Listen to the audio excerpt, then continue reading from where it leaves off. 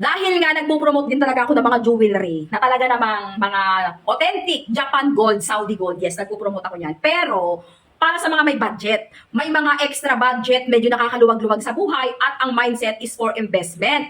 Pero kung mga typical lang naman na pangregalo mo, samahan mo sa buhay o kaya yung budget mo is very tight lang talaga na para lang makapag-provide lang ng wedding ring or proposal ring o kaya makapagregalo lang sa parents mo, sa nanay mo, sa tatay mo, sa kapatid mo, sa anak mo, sa kuya mo, sa ate mo. Yun na yung purpose mo, Beb. Highly recommended itong Muti Jewelry dahil ang kanilang quality ng kanilang performance, quality ng kanilang jewelry, Be, pang malakasan. Walang halong budol or etos, Be. This one is a couple ring mga pangga pero sobrang mura lang. Good as good talaga. Pure na pure stainless steel yan kahit ipandagat, ligo, hugas, laba mo yan. Hindi yan matatanggal yung mga diamond effect na naka-engrave sa kanya. Pag nakita nyo sa malapitan, pakita ko nga sa malapitan yung craftsmanship dito para makita yung tingnan mo sa malapitan mga pangga ko.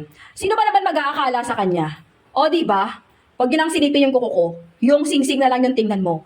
Beb, zoom in natin ha. Tingnan mo yung craftsmanship no sa pambabae. Pati yung sa loob niya. Diba? Napakaganda ng craft. Ay, sorry, panlalaki pala to. Ayan. Tapos yung sa pambabae naman, tingnan nyo. Oh. Be! Napakamura lang nito, Be. Be! Napakamura lang yan. Tingnan mo naman yung craftsmanship. Sinong mag-aakala na napakamura lang yan? But the quality and performance, Be, baka maiyak ka. Ang inclusion content packaging pa yan, Be, napaka talagang high-end pa. Ayan yan. Meron ka ng couple ring. Tapos ito yung pinaka-day. Ay, grabe, nakakaiyak talaga. So ano pang inaantay? Hindi to Etchos watch. Ay, sorry. Hindi to Etchos ring. Talagang quality talaga to mga pems. Diba? Grabe talaga mga pangga ko. Kaya hindi talaga to budol. This one is very useful. Makakatulong sa'yo to. Wala po yan sa presyo. Okay? Nasa performance po yan ang produkto. Maniwala kayo sa akin. Be, legit yan. Promise.